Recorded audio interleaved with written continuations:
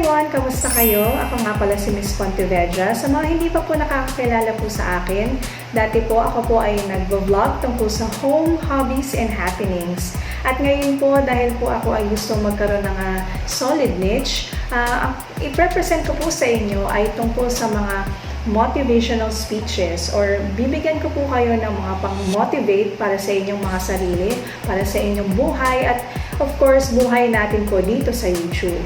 So, ano po ba ang gusto kong i-ano sa inyo ngayon? Gusto kong i-share sa inyo ngayon.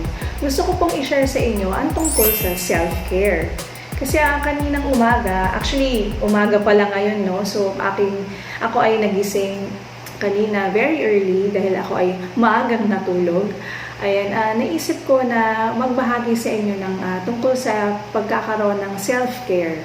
So, tanong ko sa inyo, ano ba ang ibig sabihin ng self-care? Sabayan niyo po ako na mag-grow, sabayan niyo po akong ramdamin ang ano ba talaga ang dapat kong gawin at dapat nating gawin para sa ating mga sarili. Alam niyo nung una, guys, masasabi ko na inisip ko nga, parang ang selfish naman yata ng self-care kasi self eh. Pero kung tutusin talaga, hindi siya talaga selfish. Alam niyo kung bakit? Alam niyo ba sa Bible, sabi ni Lord na love your neighbor as yourself. O, di ba? So, mahalin daw natin ang mga ibang tao, ang ating mga neighbors, yung mga tao sa ating paligid, katulad ng pagmamahal natin sa ating mga sarili. So, paano natin mamahalin ang ating kapwa kung mismo sa sarili po natin, hindi po natin mamahalin, di ba? So, ang self-care po para sa akin na aking napagtanto ay ang self-care is something that you do to yourself para mas maging best pa yung ibibigay mo sa kapwa mo. Una sa lahat, gusto ko maging best ang aking binibigay para sa aking pamilya. Ako po ay isang ina, ako po ay nanay, ako po ay nag-aalaga po ng aking anak. At gusto kong mabigay yung best ko sa anak ko. At una ko pong syempreng dapat gawin at dapat natin gawin ay tayo po ay magkaroon ng self-care. Alagaan po natin ang ating mga sarili.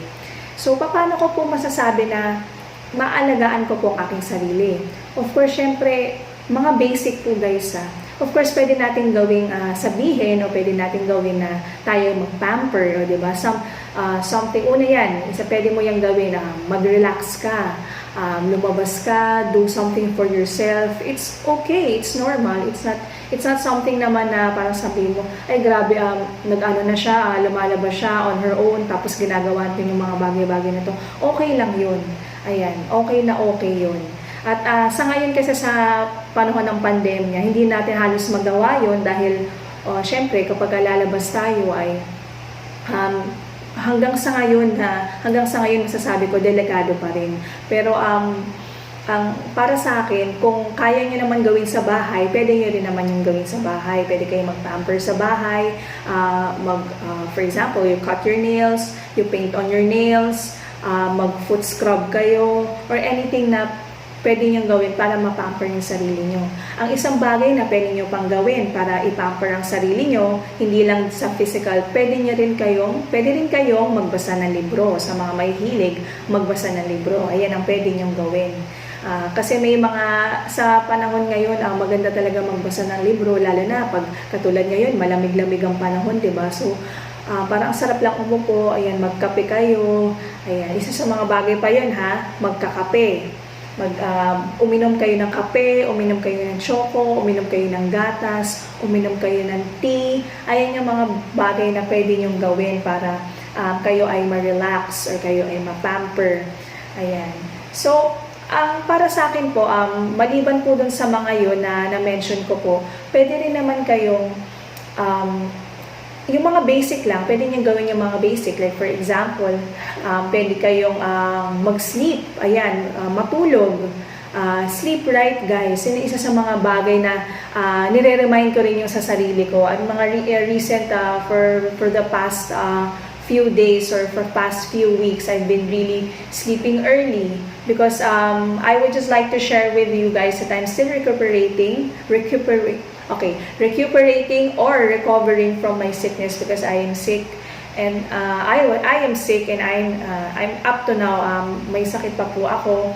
Pero gusto ko po kayong ma-motivate in such a way na magawa nyo rin po itong mga ginagawa ko. Like for example, yun na nga po, matulog po kayo. Matulog po tayo ng matiwasay, ng mabuti, para po sa ikaka-fresh ng ating mga minds. Ayan. At syempre sa ating rin puso, kasama rin po yung puso doon. Ano? So maliban po doon, pwede po tayo, again, mga basic lang po, which is kumain po tayo ng tama. At maliban sa pagkain ng tama, kumain po tayo sa tamang oras. Yan po yung gusto ko pong i-share sa inyo because a lot of times we are just so busy, hindi po natin namamalayan yung oras, ang dami-dami po natin ginagawa. Pero kailangan po, kapag ka po tayo ay maraming ginagawa, mas kailangan po natin ng kumain sa tamang oras para po mas mag-function ang ating mga brains. Ayan. So, of course, yung kain ng tama, alam na po natin, hindi ko na po yan i-explain sa inyo. Alam nyo na po kung ano po ang nararapat na kainin para sa inyong magandang kalusugan. Ayan. So, ito guys ay mga nire-remind ko po sa inyo. By the way, ako rin po kailangan pong mag-practice ng mga ganito. So, para po sa ating talagang lahat ito. Ang self-care, hindi lang basta dahil inalagaan mo yung sarili mo, nag-relax ka. It's also doing stuff na yung mga basic things in life that will make you grow stronger. Ayan, your mind will just be, will just be fresh. That's what I've said earlier. So yun po, so maliban po sa pagiging handa o pagiging pag-care sa sarili para sa pamilya, of course, kailangan po natin magkaroon ng self-care sa ating mga, syempre sa ating sarili, kanina pa ba, di ba? Para sa ating mga kaibigan. Alam nyo guys, napapansin ko po kasi sa aking mga kaibigan, syempre, katulad ko rin po na isang kaibigan, a lot of times gusto po nila syempre naman na nakakausap po sila, ayan, na meron silang mga pinagdadaanan, maganda po sana na ano natin sila, kumbaga parang masabayan natin sila at kumbaga parang ano natin sila, ma-comfort natin sila. So paano natin yun magagawa kung yung sarili mismo natin hindi natin kayang alagaan? So we have to also be ready with our friends na to just be a helping hand to them. And you can do that when you take care of yourself. Ayan. So yung pangatlo naman po na dapat maging handa po tayo or we can be prepared to be giving our best is when we take care of ourselves para sa ibang tao, para sa kapwa-tao. Hindi, actually, kahit hindi po natin kaibigan. Kasi may, ayan, kahit po hindi sa ating mga kaibigan, kahit minsan random person, nangangailangan po ng ating tulong. So, paano natin ibibigay yung best natin dun sa tao na yun? Kasi po may mga na-experience din po ako na gano'n, na hindi ko po kaibigan pero or kakilala pero wanting of help para from me. So, paano ko yun magagawa kung yung sarili ko, hindi ko yun kayang alagaan o hindi ko inaalagaan? So, napaka-importante para sa atin ang magkaroon ng ganitong klaseng self-care. At gagawin nyo rin yun para sa Diyos, para sa ating Panginoon. Gagawin nyo yun para sa sarili nyo. Gagawin nyo yun para sa pamilya nyo, sa mga kaibigan nyo, at gagawin nyo rin yun para sa inyong kapwa at sa inyong mga kapwa. Ayan, sa mga taong nasa paligid nyo. And with that, I end. I hope you understood what I've said.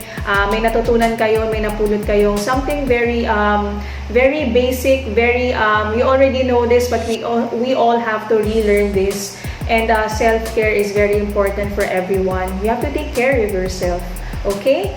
And I would like to tell you guys na I hope you would enjoy this and you would like this vlog. You comment after watching this vlog and subscribe if you feel like subscribing. Please do subscribe kung talagang na-enjoy nyo po at may natutunan po kayo dito sa vlog na to. So, thank you so much. Again, this is Miss Pontevedra, Raising Monarchs through Motivational Speeches. Bye!